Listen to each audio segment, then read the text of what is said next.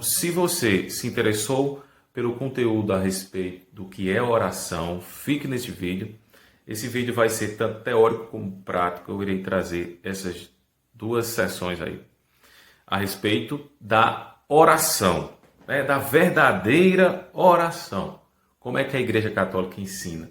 E, infelizmente, é um tema pouco difundido entre os católicos, entre os meios católicos. As pessoas muitas vezes estão apegadas à doutrina, né? Vocês podem ver, inclusive, aqui,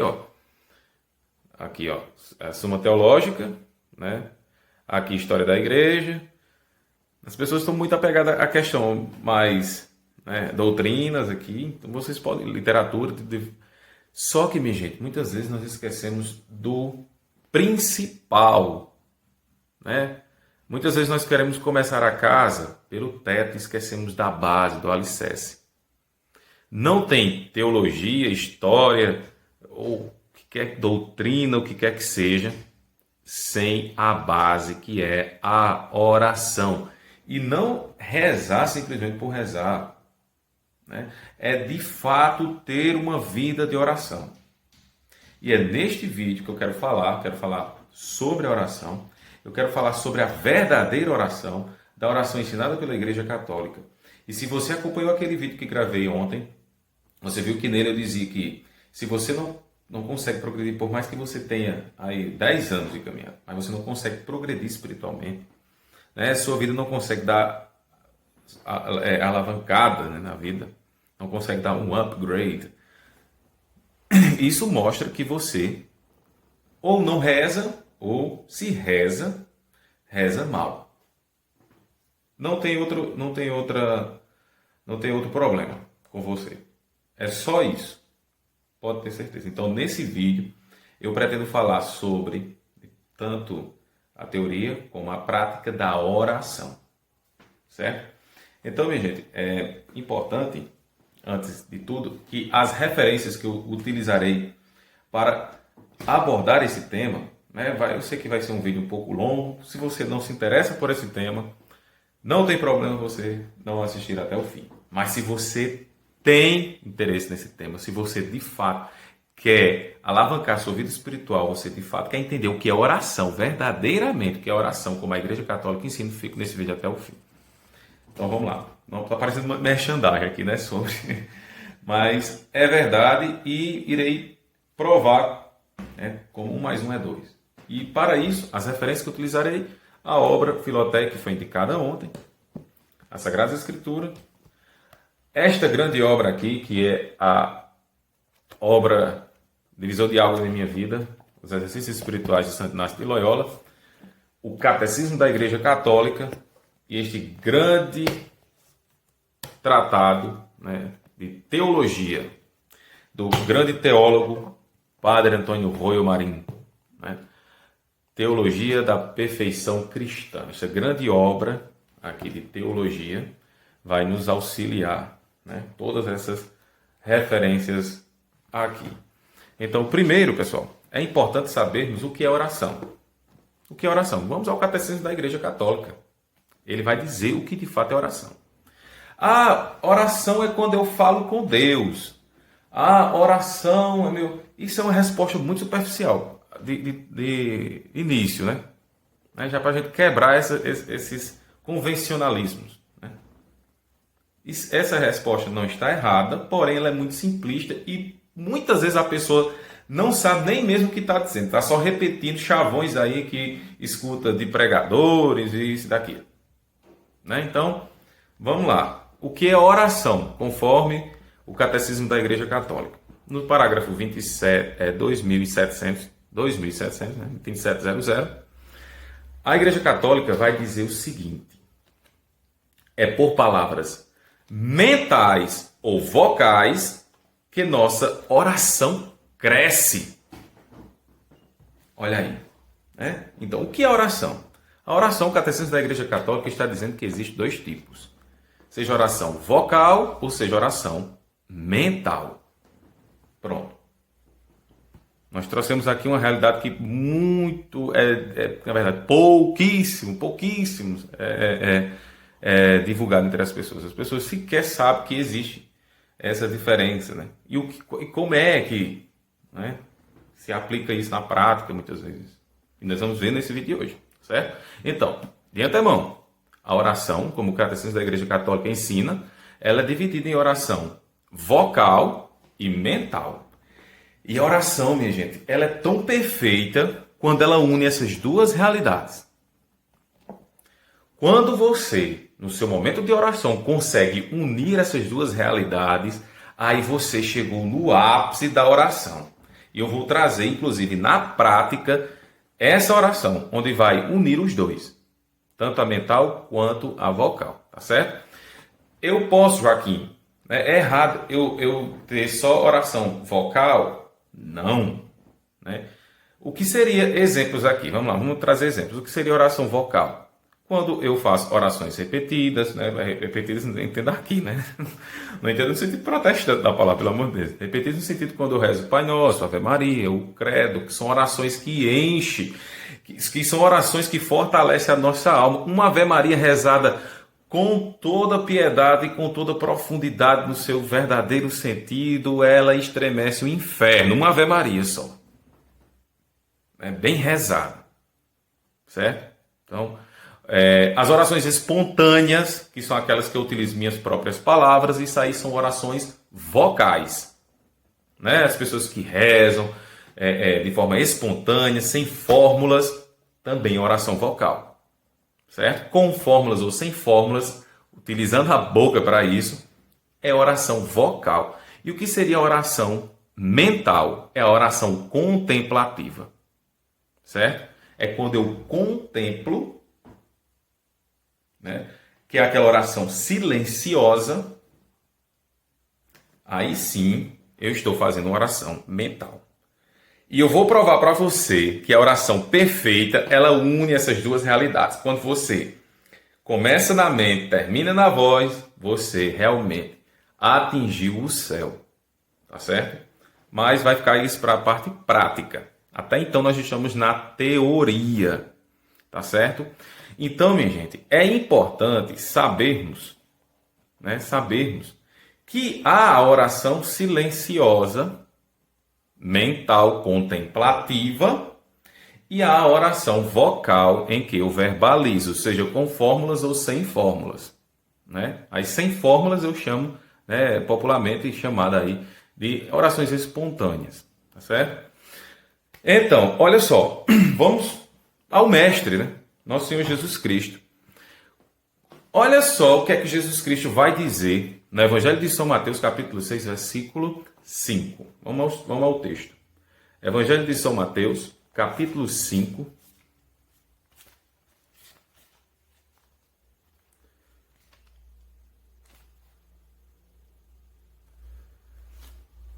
Capítulo 6, perdão, versículo 5. Olha só. Quando orardes, não façais como os hipócritas, que gostam de orar de pé nas sinagogas e nas esquinas das ruas para serem vistos pelos homens. Em verdade, eu vos digo, já receberam sua recompensa. Aí, olha só, Jesus vai ensinar, viu? Vai ensinar. Quando orares, entra no teu quarto, fecha a porta, e ora ao teu pai em segredo. E teu pai, que vê num lugar oculto, te recompensará. Então, olha só. Ele está falando, primeiro, da oração hipócrita. Entendam, né? Muita gente, às vezes, pega versículo para estar atacando grupos, movimentos, pessoas e etc. Não é errado você chamar seu grupo para rezar na praça, nas praças públicas. Não é errado, e o texto não está recriminando esse tipo de atitude. O que é que o texto recrimina aqui, em sua essência? A oração hipócrita, para ser visto quando você, eu vou, né, rezar em praça pública porque eu quero mostrar para as pessoas que eu sou um grande taumaturgo, um grande pregador, um grande orador. Eu vou fazer milagres, eu vou fazer, né, o reteté aqui. Então, essa oração é hipócrita. Nosso Senhor Jesus Cristo, inclusive, disse de forma muito clara e objetiva, simples demais de ser entendido, e disse que a verdadeira oração é aquela feita de forma reclusa. E entenda aqui, entra no teu quarto, e ora ao teu pai em segredo, não entenda simplesmente no sentido físico da palavra, material da palavra, quarto, literalmente, mas sim no sentido de segredo, de íntimo, perdão, né? No sentido íntimo. Já estamos vendo aqui nosso Senhor Jesus Cristo querendo falar de contemplação, de silêncio. Não é à toa, né? Não é à toa que, se formos olhar em várias passagens do Evangelho, né? Inclusive, deixa eu pegar um aqui de Lucas, Evangelho de São Lucas. Vamos ao Evangelho de São Lucas aqui.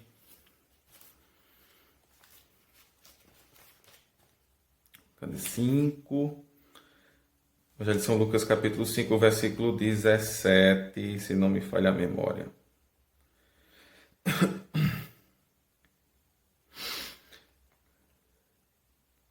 Não, versículo 15. Vamos lá.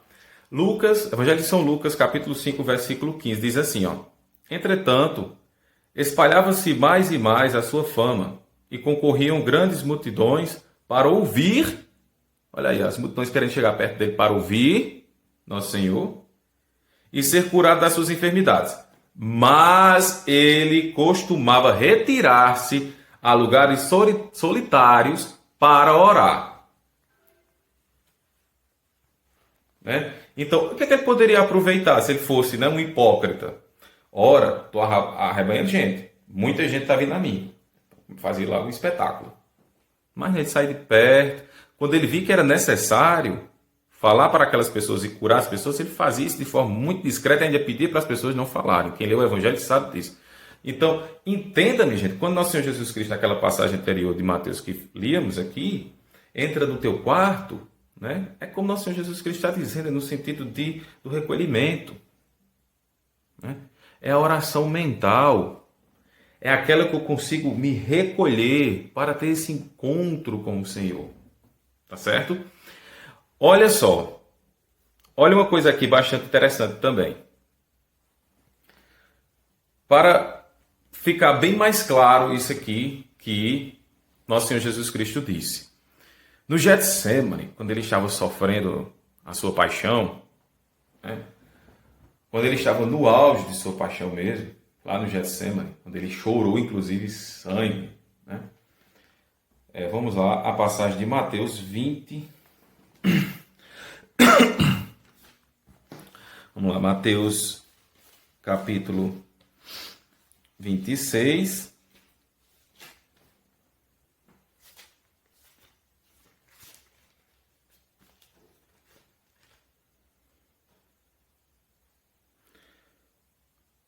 Vinte e seis,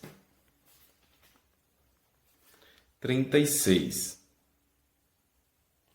Mateus 26, versículos 36. Olha só o que é que diz aí, quando Jesus Cristo estava no Getsemane. Retirou-se Jesus com eles para um lugar chamado Getsemane e disse-lhes: Assentai-vos aqui, enquanto vou ali orar. E, tomando consigo Pedro e os 2 filhos de Zebedeu, começou a entristecer-se e a angustiar-se. Então, olha só, vamos entender o texto, vamos interpretar aqui, interpretação textual. Jesus Cristo foi com os apóstolos ao Getsemane, com os 12, né? Só que ele seleciona ali apenas Pedro e os filhos de Zebedeu para ir um pouquinho mais à frente com ele, orar. Né? E o Senhor ainda vai um pouquinho mais adiante. Né? Olha só, ele se angustia. Até então, o texto está dizendo que ele não abriu a boca para rezar. O texto está dizendo que Nosso Senhor, é um livro, não abriu a boca para rezar. Ele apenas fez o quê? Ele se distanciou e ele se angustiou e se entristeceu. Aqui é uma interpretação que eu faço e eu não precisa ninguém acreditar, né, na minha interpretação. Mas olha só, se o texto diz que ele não falou, mas o texto depois, mais na frente, vai dizer que ele falou, né, que ele depois volta, olha só o que ele vai dizer. Ó. Disse-lhes então, minha alma está triste até a morte. Ficar aqui, porque ele volta aos apóstolos, ele se entristece, se angustia. O texto diz até então que ele não disse uma palavra. Aí depois ele volta para os apóstolos e diz, né?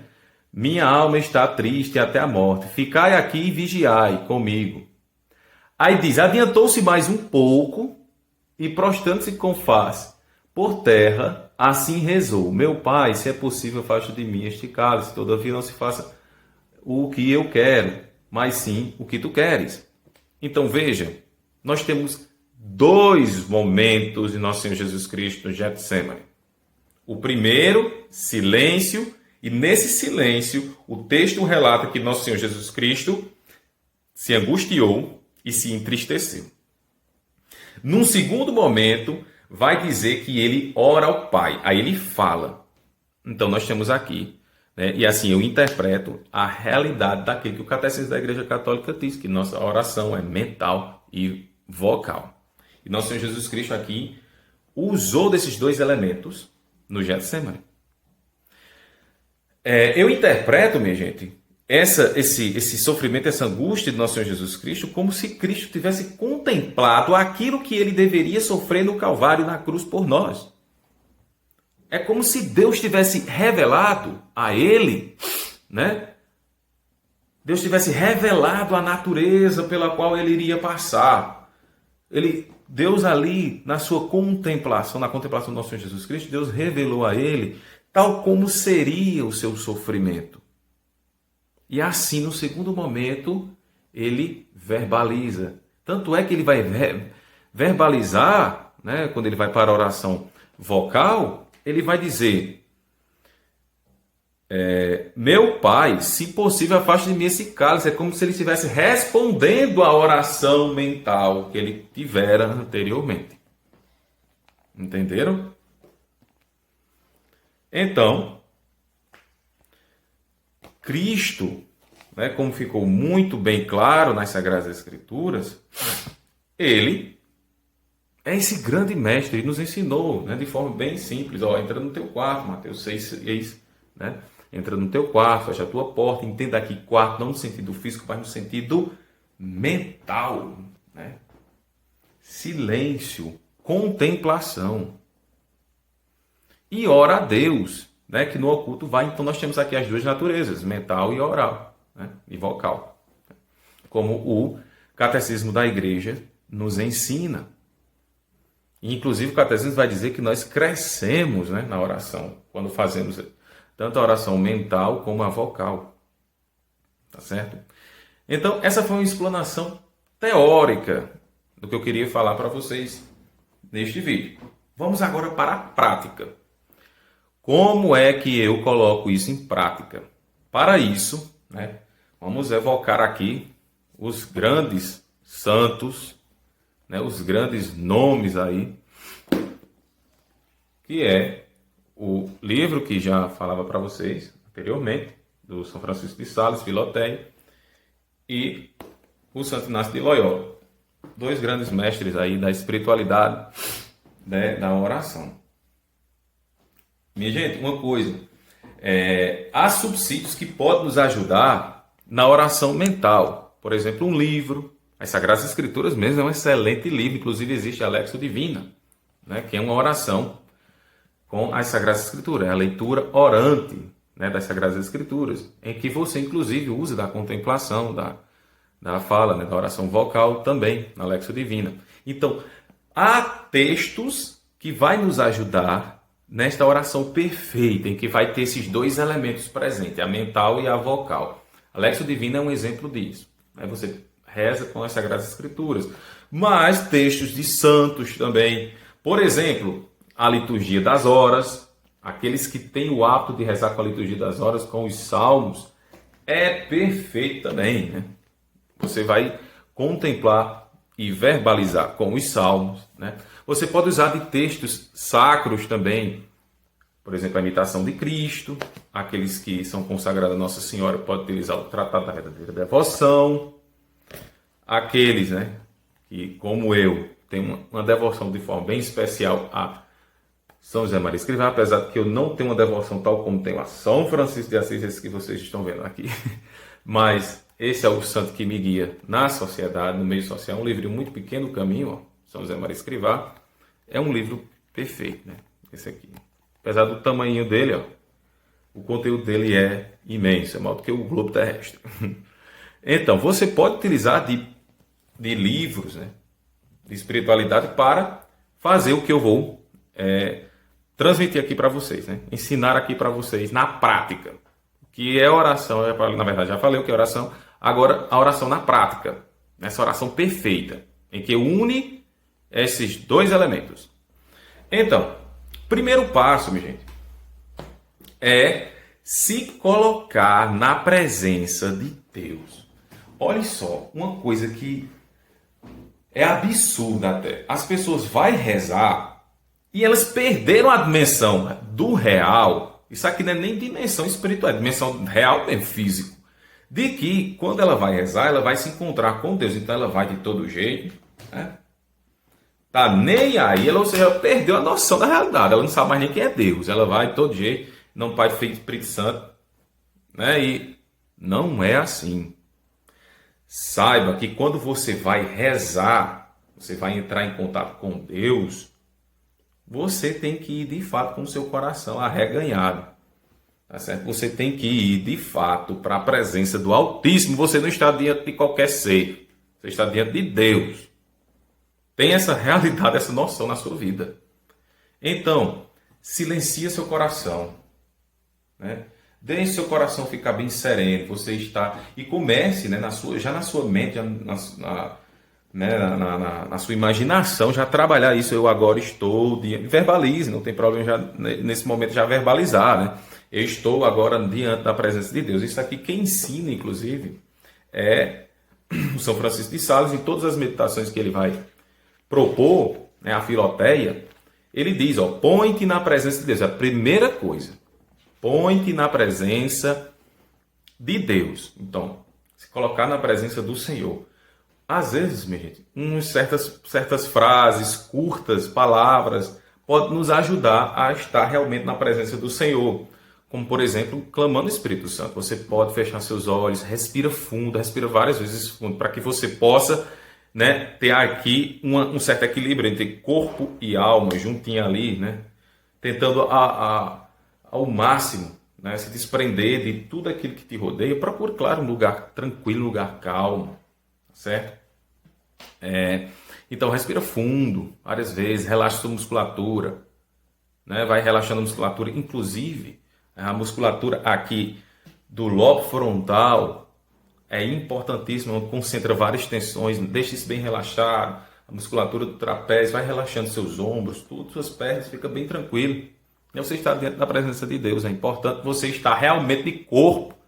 Ah, mas esse negócio de relaxar músculos, você é um composto de corpo e alma. Você não é um dualista platônico que acredita que a alma está presa no corpo. Não. Você é um cristão católico batizado, assim eu espero, que crê que tanto o corpo como a alma é importante. Certo? Então não esqueça dessa realidade corpórea, porque sua alma não vive solta no mundo, vive dentro do seu corpo, que é importante. Então relaxa, fica tranquilo, ok? Então põe-te na presença do Senhor, como já diz São Francisco de Sales, né? É o primeiro passo. Então você vai ficar na presença de Deus, pode utilizar palavras, né, como por exemplo, vem Espírito Santo, né, e vai respirando fundo. Jesus, clama o nome do Senhor, tá certo? Se coloca. Primeiro passo. O segundo passo, minha gente, é aqui já trazer qual é o que está me direcionando a oração. É o segundo passo. É um problema? Qual é o problema? Diz de forma bem concreta qual é o problema. Qual é o seu desejo, o seu querer nessa oração. Por exemplo, vamos tentar trazer aqui um exemplo prático para isso. Por exemplo, perdas, né? Pessoas que passam por perdas. Por exemplo, tivemos aí a onda, né, da pandemia do coronavírus, ceifou a vida de várias pessoas, inclusive eu perdi meu pai, né? Tantas outras pessoas perderam seus entes queridos, né? Então, vamos falar aqui sobre perda. Claro que perda é um termo, né, bem genérico, porque pode ser uma perda no sentido físico, as pessoas, por exemplo, separação, de certa forma, é uma perda. Né? A mãe que seu filho foi morar longe, né? Então, você separou, foi estudá-lo fora, então sofre por aquela perda, tem a perda realmente pela morte, então a perda é um nome genérico que pode expressar várias realidades, certo? Mas vamos lá, vamos falar sobre a perda de modo bem genérico mesmo. Então, olha só, sofrer por perda é comum. É comum. Por exemplo, nosso Senhor Jesus Cristo, que sabia que ressuscitaria Lázaro. Há questões de hora, de minuto, ele sabia, eu vou ressuscitar ele. Aí ele chora. Para quê? Para que Jesus vai chorar sabendo que vai ressuscitar Lázaro? Se não for para mostrar que a nossa realidade humana, fraca e limitada devido ao pecado original, está sujeita às intempéries da vida. Então, minha gente, vamos saber, ler bem os textos. Ora, Jesus Cristo vai ressuscitar o cara em questões de minuto. Aí ele chora. Se esse choro dele não for para mostrar a realidade humana que há em Cristo e que está 100% em nós, não sei para que serve o choro de Jesus. Né? Então, minha gente, sofrer por perdas é algo natural. O problema é o quê? Isso, inclusive, vai revelar, né? Quem ouviu aquele vídeo anterior que eu falava assim, olha, se você não consegue alavancar, né, na sua vida espiritual, é porque ou você não reza porque você reza mal. Né? Então aqui mostra, inclusive, o quanto que nós somos carentes de oração. O quanto que nós somos carentes de uma vida de oração. O quanto que nós somos carentes de realmente praticar uma vida de oração. Porque quando vier a tribulação, você vai chorar? Vai ter momentos que você vai estar lá em cima, vai ter momentos que vai lá embaixo, vai, isso é comum da vida. O problema, minha gente, é isso perdurar. É isso durar e não sair. Passar meses, até anos e você não conseguir superar. E você está vivendo como se fosse ontem o seu problema. E você chorar e se desesperar e você realmente está trucidado como se fosse ontem. Isso aí que é o problema. E muitas vezes acontece que as pessoas vão buscar subsídios, inclusive em seitas protestantes, que vão prometer ali cura e alívio para a sua alma. Em seitas espíritas, vou buscar tentar ali, quem sabe, ver, né, meu ente querido que morreu numa sessão lá. Isso é ele fala até um palavrão. Né? Então, minha gente, isso é que é o problema. Não é você sofrer ali no momento da perda, né? Seja perda física ou perda realmente para a morte. O problema é perdurar e muitas vezes desviar você do caminho. O primeiro passo aqui, inclusive, né, é você tentar encontrar qual é a raiz do problema. Se você perdura num problema, quer dizer que aquela coisa tomou o lugar de Deus na sua vida, no seu coração. Certo? Olha só, vou aqui pegar uma passagem para vocês, passagem bíblica. Deixa eu me recordar aqui. Capítulo e versículo. Como isso foi algo bem improvisado mesmo. Deixa eu tentar aqui ver se eu consigo recordar. Mateus 10, 37. Mateus 10, 37. Diz o seguinte. Olha só. Quem ama seu pai ou sua mãe mais que a mim, não é digno de mim. Tá certo? Então aqui, se você está passando por um problema de perda, vamos lá. Primeiro passo da oração perfeita, da oração, né, realmente perfeita, né, oração realmente sincera, verdadeira, da oração realmente autêntica. Primeiro passo, coloque-se diante de Deus. Segundo passo, o que é que eu quero, o que é que eu desejo? Então você coloca lá perda.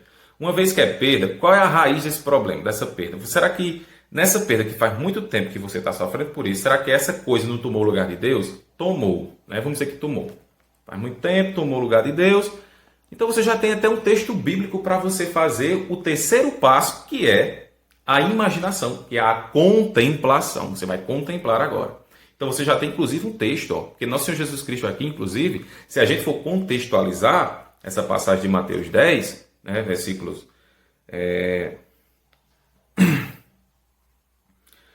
37, né, ele selecionou os seus apóstolos, né? Ele selecionou os seus apóstolos dando instruções a eles. Então, o que é que você vai fazer agora? Terceiro passo. Terceiro passo. Você vai agora trabalhar o seu imaginário. Você vai começar a imaginar a cena. Sem falar nada. Silêncio. Né? Silêncio total. Aqui você vai entrar agora no seu quarto. Quarto aqui, entenda sua alma. Seu castelo interior. Tá certo? Então, olha só. Vamos agora a Santo Inácio de Loyola. O que é que ele vai dizer aqui? Ó?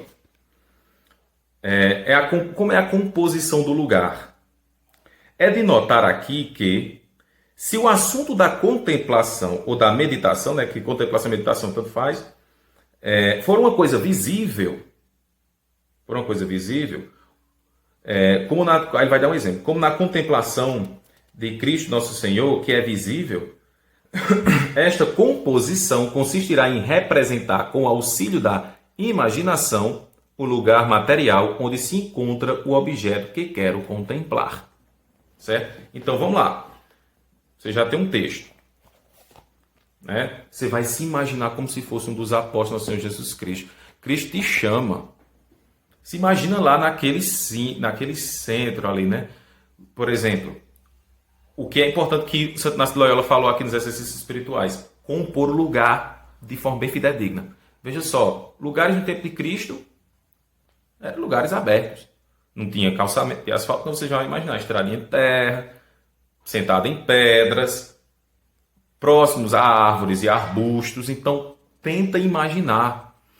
Tenta sentir até o cheiro do lugar. Tenta sentir o clima do lugar. Tenta sentir o aroma, né? As folhas que batem em você. Então, tenta de forma realmente sincera e concreta fazer todo esse cenário na sua imaginação.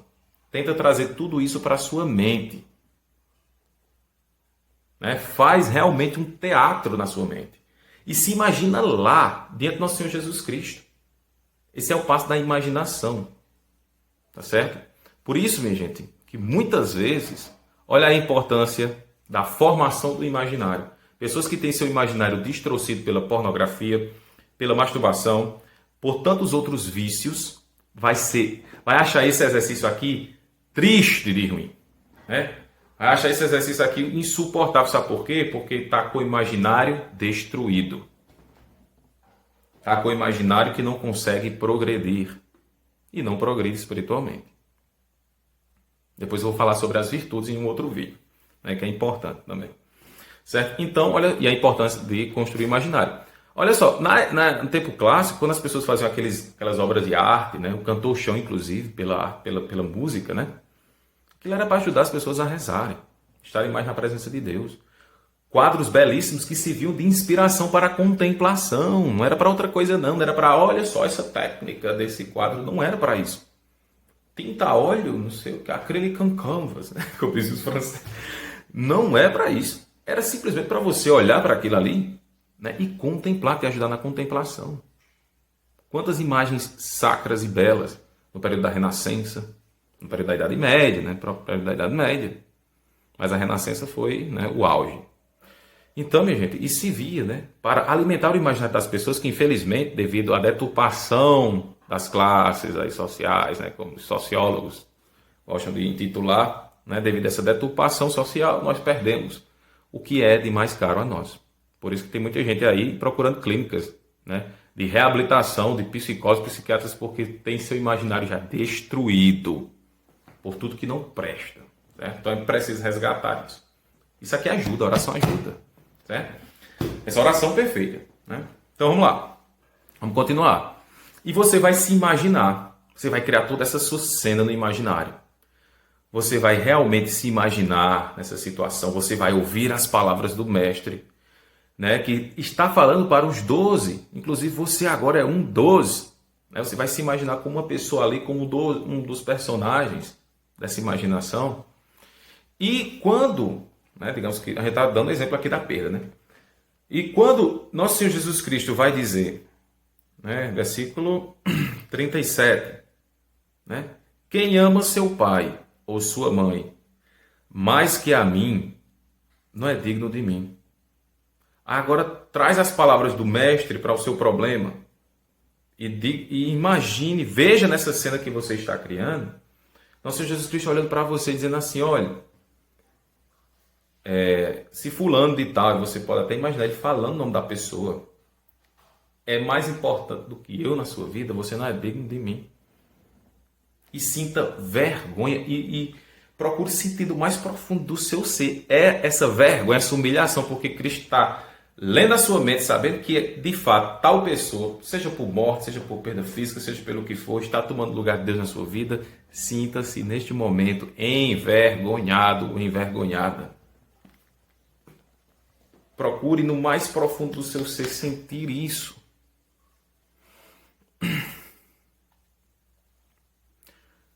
Uma vez você sentindo, vamos para o quarto passo. Lembrando, quero trazer um parênteses aqui bem interessante, o tempo de duração. O tempo de duração é muito importante, minha gente. Não queira fazer isso, ó. Até porque, para que você consiga trazer todas essas imagens no seu imaginário, né, formar todas essas imagens no seu imaginário, você não vai conseguir assim, ó. E se você nunca contemplou na vida, é que vai demorar. Então tenha paciência, tenha calma, não tenha tempo para sair da presença de Deus, não. Vá fazer a coisa bem tranquilo, bem calma, tá certo? E vá, né, aos poucos criando essas imagens. Ao passo que você vai conseguindo mais ainda criar essas imagens mentais, você está progredindo espiritualmente, tá certo? Você está inclusive lavando a sua alma de imagens horríveis que está lá armazenado. Ok? Então vamos lá. Digamos que você, né, já tenha, como aqui é um vídeo explicativo, tem que correr logo, né? Senão vai ficar longo demais. Então, vamos para o quarto passo. Você já meditou, já viu tudo isso, você já viu, contemplou, na verdade, tudo isso. Contemplação, contemplar, ver, né, tudo isso. Agora vamos para o quarto passo, que é o diálogo. Você agora vai dialogar com o Senhor e você vai dizer, olhando olho no olho de Jesus, veja que agora você está contemplando, você está diante do Senhor, você agora é um dos discípulos, inclusive, e agora você fala com Deus. Agora você vai para a segunda, lembra lá, Catecismo da Igreja Católica, oração mental você já fez, agora você vai para a oração, o quê? Verbal, né? Oração, você vai agora verbalizar, né? A parte oral da oração.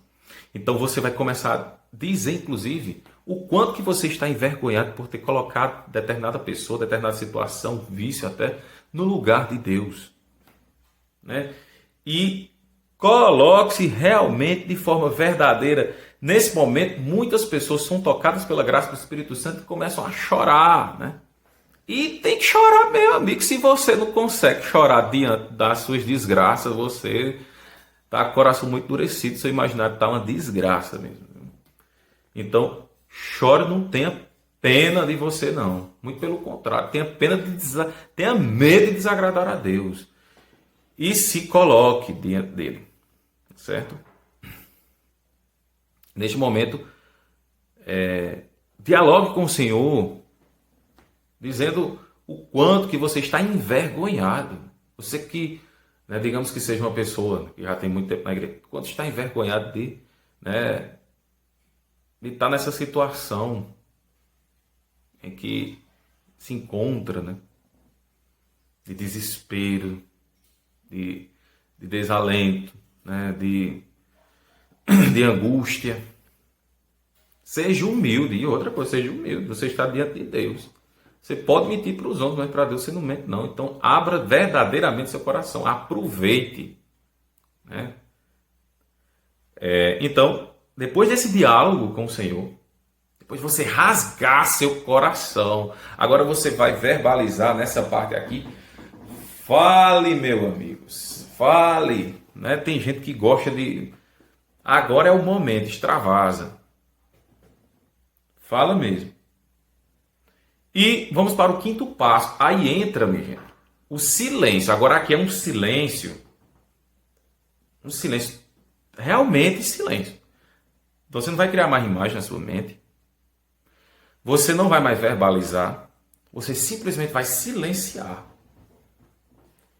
E nesse momento do silêncio, ele é importante porque ele pode surgir, não necessariamente todas as vezes que você rezar vai acontecer isso, né?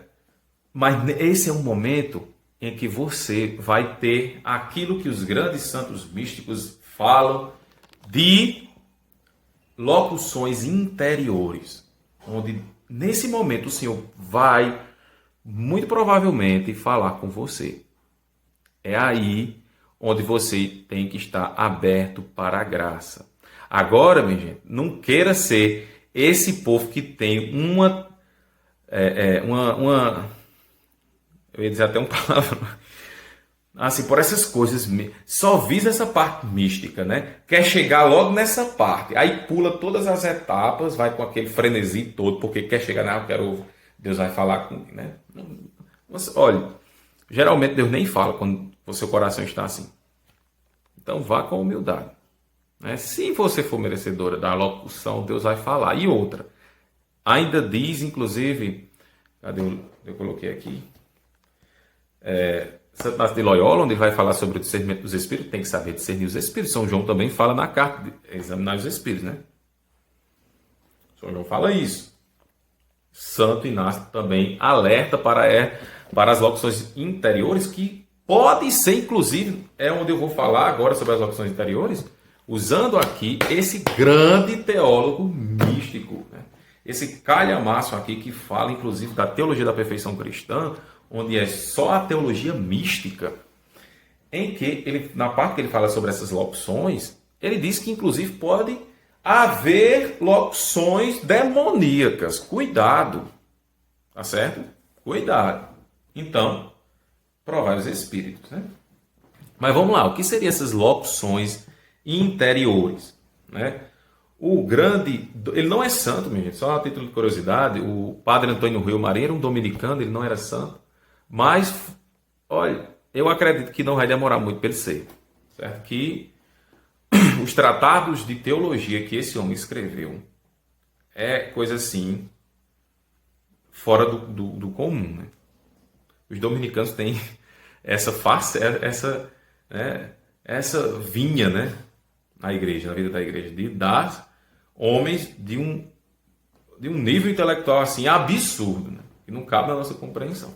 Mas vamos lá, sem delongas. Eu me empolgo falando desses grandes, né, da intelectualidade católica. Mas olha só, o que seria locução? Ele vai falar aqui que locução é diferente de visão.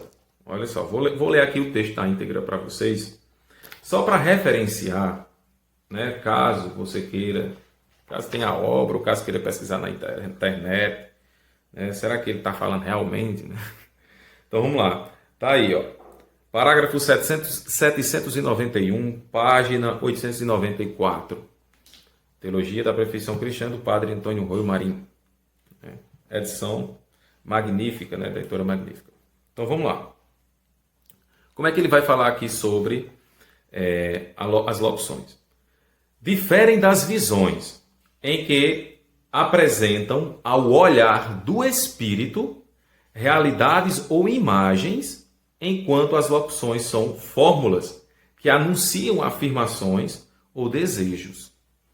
Além disso, as visões podem ser produzidas sem locuções e estas podem ser produzidas sem aquelas. Em todo caso, ordinariamente, os dois fenômenos quase sempre ocorrem juntos. Então ele está dizendo que pode acontecer até visões, certo? Nesse momento do silêncio, que é o momento onde vai surgir as locuções, e aí pode haver também casos de visões.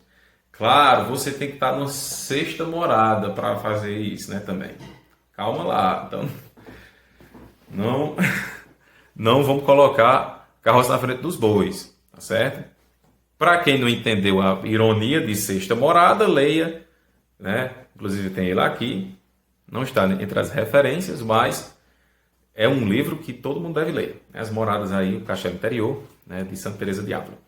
Então, minha gente, olha só. Aí ele vai dizer que existem vários tipos de locuções. Locuções auditivas, né? Ele vai dizer aqui, ó. As locuções possuem 3 tipos: auditivas, imaginárias e intelectuais. Aí ele vai falar de cada uma delas. As auditivas são chamadas assim as que são percebidas pelos ouvidos corporais, ou seja, você de fato vai ouvir vozes. Você pode ouvir vozes mesmo, ouvir mesmo com o seu ouvido físico aqui, ó. Seu aparelho, né, auditivo. Aí ele diz, ó, também como são as características. São vibrações acústicas formadas no ar pelos anjos ou demônios, viu? Olha só. Isso pode acontecer tanto por inspiração angélica, vinda de Deus, ou pode ser pelo demônio. Então tenha cuidado, certo? Nem tudo que você é inspirado na oração, inclusive Santo Inácio, nos exercícios espirituais, né, ele rechaça assim toda primeira experiência. Né? Ele diz, nunca é bom. As primeiras sempre, geralmente, são enganações. Tá certo? Então, muito cuidado, pessoal. Aí ele fala também que tem as locuções imaginárias, são aquelas que não são ouvidas com os ouvidos físicos, né, corporais, mas são claramente percebidas com a imaginação, já durante a imaginação, né, ou em estado de vigília, ou seja, acordado mesmo. Né? A pessoa, ela está às vezes naquele momento da oração em que ela está tão mole, né? mais dormindo do que acordada, em que ela pode ter aí até mesmo uma queda de sono, e nesse sonho, né, vir um sonho em que há revelações, tá certo? Em que ela escuta, fala, porém com ouvidos imaginários, né, e visões imaginárias, tá certo? E também tem a última aí, que é as locuções intelectuais, é aquela que se faz ouvir diretamente no entendimento, sem o concurso dos sentidos externos ou internos, assim como os anjos comunicam seus pensamentos. Então, eu tive, inclusive, né, eu já tive essa experiência dessa intelectual. Eu já tive, quando eu pedia na oração a Deus a graça de me revelar o meu pecado dominante. Todo mundo tem um pecado dominante, posso fazer depois um vídeo a respeito disso. Todo mundo tem. Ela é a raiz, inclusive, de todo. Todo mundo tem um problema dominante. E Deus me revelou por meio de uma locução intelectual. Eu provei o Espírito antes, óbvio que eu não sou louco de acreditar em todas as locuções que me vêm, até pode ser até loucura, né? Fui lá e coloquei a prova e de fato foi uma locução intelectual. E eu trabalhei e ainda trabalho em cima desse problema dominante, certo? E geralmente esses problemas dominantes é aquele espinho na carne, né? Que até falava São Paulo. E que Deus disse assim, baixa apenas tua graça. Claro que eu trazer esse versículo agora, na altura do campeonato, pode gerar até polêmica, porque não existe um consenso, né, um prego batido e ponta virada a respeito da interpretação dessa passagem, em que São Paulo clama a Deus pedindo que livre, né, esse espinho na carne. Muitos interpretam até mesmo como estigmas. Outros interpretam como certos pecados que o apóstolo não conseguiu curar, né, e assim há vários. Então não há um consenso. Né? Então, quando não há um consenso, a gente tem que ter prudência ao interpretar, tá certo? Então, pessoal, finaliza a oração. Depois, né, desse silêncio aqui, você vai passar por essas experiências. Lembrando, parênteses aqui também. Pode passar ou não por essas experiências. Às vezes não pode acontecer nada, certo? Mas se acontecer, vai ser nesse momento, certo? Que é o 5º passo. E o 6º passo é o agradecimento. Aí sim, você agora agradece a Deus, agradece ao Senhor. Agradece. E, minha gente, muitas vezes, quando você não passa por experiências de locuções, assim, você sente uma paz tão grande que parece que você não está nem na terra. Né? Eu prefiro sentir, né, isso do que realmente ter locuções.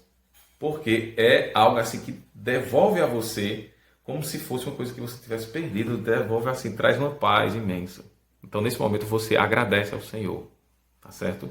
Agradece ao Senhor por todas as bênçãos e as graças que Ele derramou na sua vida, agradece por este momento, agradece por Ele ter concedido a você essa graça, né, dessa oração. Então, finaliza agradecendo e finalizamos assim a nossa parte prática deste vídeo. tá certo? Quaisquer dúvidas, vocês podem deixar aqui nos comentários. Fiquem com Deus, um abraço e até lá. Tchau.